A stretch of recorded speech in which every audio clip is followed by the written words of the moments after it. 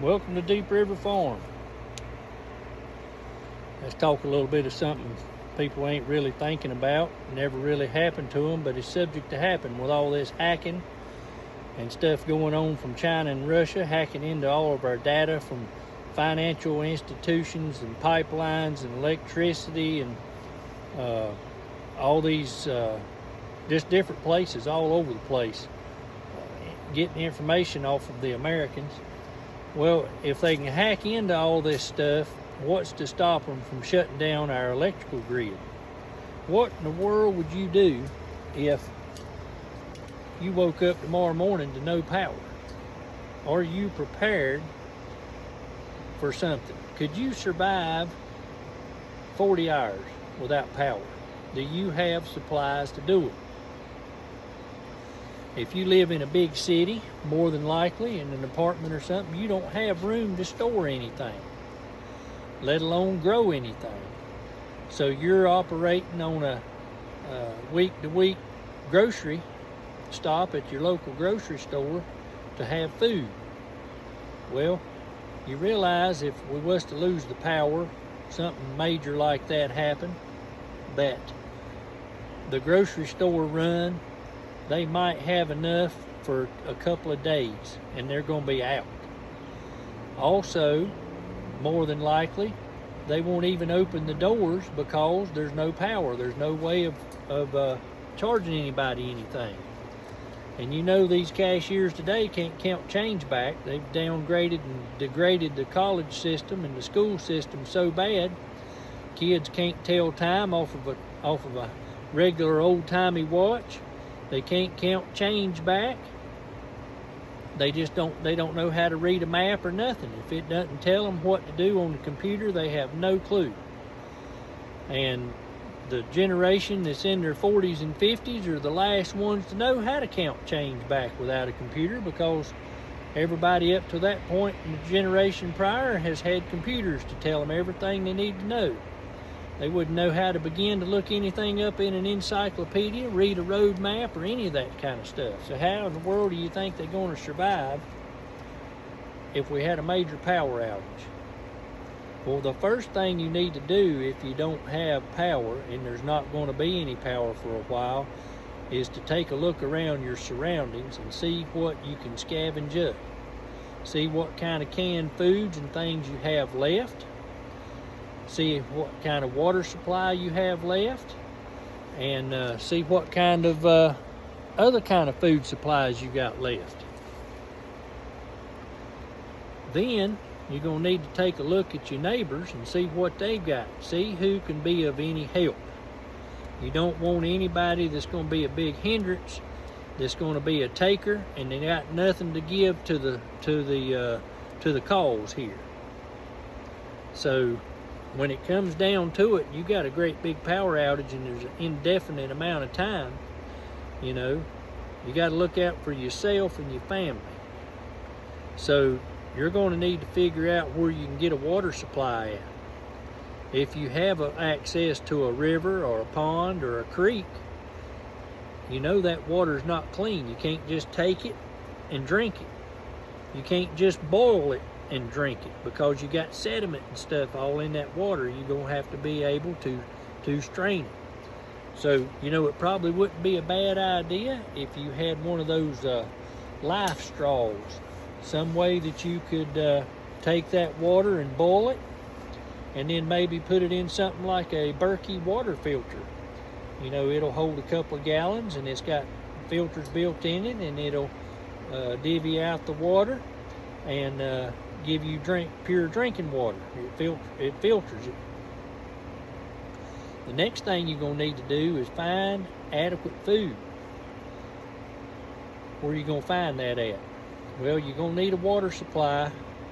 If you go to a big enough water supply, you're going to need you a fishing rod.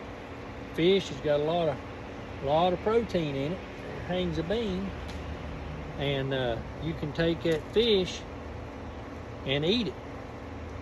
But you're going to have a way to fix it. You're going to have a way to do that. Have you got the means to building a fire? You got firewood or any of that kind of stuff close by? If you live in the big city, you don't. That's why everybody in these big cities needs to figure out how to get out of them. Not only are they detrimental to anything like that for you, my goodness, how do you afford the taxes in them places? I know they're leaving New York by the droves, and California and New Jersey, trying to get away from all the taxes and the garbage. You're about taxed to death. I don't see how. I heard them say in Illinois, as a matter of fact, that people's working 8 months out of the year just to pay all the taxes up there. Well, 4 months of your own money to survive on, I wouldn't be there 5 minutes. I don't even go visit them places. They don't deserve my money if they're going to tax the American people to death. Let's get back on subject here. So you need to find water, and you need to find a reliable food source. Now, if you've got access to water, a big body of water, you're going to have fish, unless it's been poisoned. If it's been poisoned, we're all toast, because all your wild animals and things are going to drink that water and they're going to die, and you're not going to be able to eat them. Then you're going to have to come up, if the water hasn't been poisoned, you're going to have to come up with your fishing rods, a good line, and some hooks. Then you're going to need something to bait your hooks with. Well, you can find bait. That ain't no problem. You can scavenge around under leaves and stuff in the woods, and you can get a hold of some fishing worms and dig some fishing worms up and things like that, fish with. Then when you finally catch some of them brim or small bass, then you can take the real small ones and use them for cut bait and catch some catfish, and then you can have you some good sized fish that'll feed the family. The next thing is, if you got access to a big piece of property where you're going to have some turkey, maybe some deer or squirrel, or maybe you got some big fields around you where you can get a hold of, maybe get some doves, but you're going to have a gun and shotgun shells. For anything like this, the recommended gun to have would be a 12 gauge. You can use a 12 gauge for squirrel, turkey, deer, pretty much anything, rabbit, whatever. If you go to a high-powered rifle and that's all you got, you might kill a squirrel, but there won't be nothing left, or a rabbit, either one. So you need to have something that would be good, a universal gun that you could use, and that'd be a shotgun. So you better have all the ammunition you're going to need for small game, birds, turkey, and deer. In other words, what I'm telling you is you need to be prepared for something to happen catastrophic, because China and Russia are chomping at the bit to take over the United States and bring harm to it, whatever way they can. Now, I've read statistics on if something major, just the power went out alone, that 90% of the population would be dead in 9 months because they would starve to death. They have no way of being able to survive, especially people in these large cities. They have no way of growing food. They don't have guns because most of the places are blue cities and you can't have guns. And if you have one, you got to have the cartridge and shells in one place, the guns over here locked up, and all kinds of garbage and red tape, junk. So you need to be prepared. The long-term plan is to have heirloom seeds, but you know good and well if you have to plant, you're going to have to plant in the spring, and you're going to have at least 90 to 100 days before the harvest. That's a long-term plan. But when something happens major, you need to have a short-term plan. And that is access to food, immediate food, and water. Now, if you've got chickens, or if you've got a piece of property where you can put chickens on it, guess what? You can turn them chickens out and let them forage around. They're going to give you eggs every day. Eggs are loaded with protein. That's an absolute necessity source in a case where there was absolutely no power, no way to keep anything cold. Those chickens will give you food every day. You might get tired of eating eggs, but you're not going to starve to death because you're going to have plenty of them if you got enough chickens. Between the eggs and the fish, you could make it. Now, I'm hearing all over the place that there's going to be a grain shortage this summer when they harvest the soybean and the corn and the wheat and the barley, that it's going to be down as much as 30% from last year. Well, last year's was down about 16 to 20%. So you're talking about half the amount of corn or grain crop than we had last year or from year before. From 3 years back, 3 summers back, we're half the capacity of grain in the bins when this harvest is over with due to the drought. And that's going to cause food prices to skyrocket. Well, all bread, pizza, cereals, just all kinds of stuff is made out of grain. Even your gas in your vehicles has ethanol in it, which is made from corn. So that's going to drive the prices of everything up. I saw a thing today where it said apples may be up as much as 20%, almonds 20%, and general groceries up 15% because of the grain problem that's going to be coming on at this summer's harvest. And it's going to be starting here shortly. So with that kind of predicament, with all this price increase, inflation, because we're not energy independent, it's going to be continuing to drive prices up, but your wages aren't going up. So the gap is getting like this. Not only are you needing 2 incomes in a household, you're needing about 3 to survive now. Have you had a car worked on lately? The price of car parts has went up about 30-35%. The labor to get those worked on has went up about that much. I know it's over $100 an hour in a dealership now. Well, who could afford to go to there to get any vehicles fixed? Only if they're under warranty. So I thought I'd run that by you. That's something to think about. I'm hearing on the different reliable sources that you need 10 to 15 bags of dried beans in your house, pintos, black-eyed peas, and crowder peas, and green beans and things like that you can keep to cook. Rice, brown rice, white rice, bags and bags of it, because of the grain shortage. Even though if you stockpile it, you think, well, that's a lot of money to spend. Well, think what you're going to save, because as you eat through that, you're saving money because it's getting ready to skyrocket. So you need to be thinking about your short term, what would happen, and could you survive 30 days? And in your long term, can you grow your own food?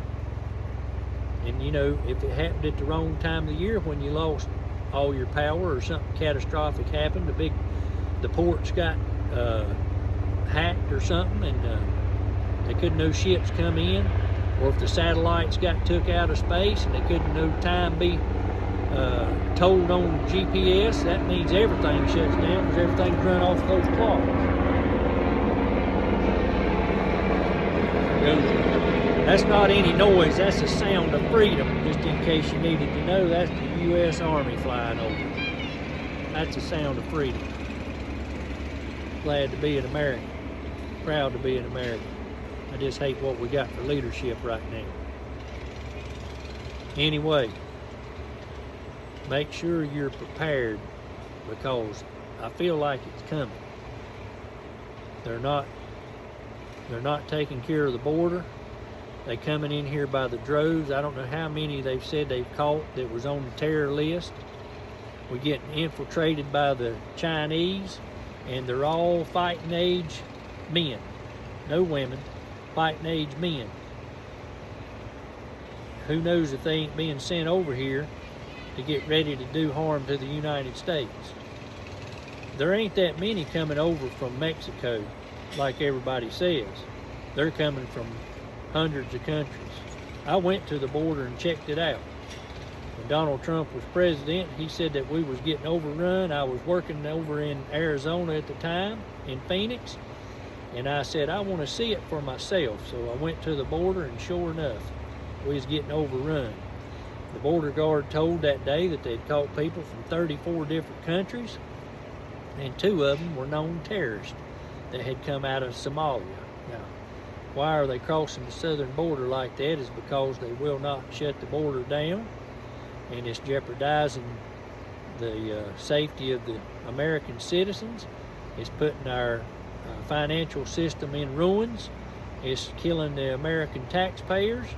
It's killing the American people in general because of the policies of that and not being energy independent. And it's causing inflation to go out the roof, and it's nothing but a major shift of wealth from the middle class to the rich. You know, they don't feel any of this. They never have. They won't worry about food. They can buy all they want, while the middle and the poor have to grow and scrape by.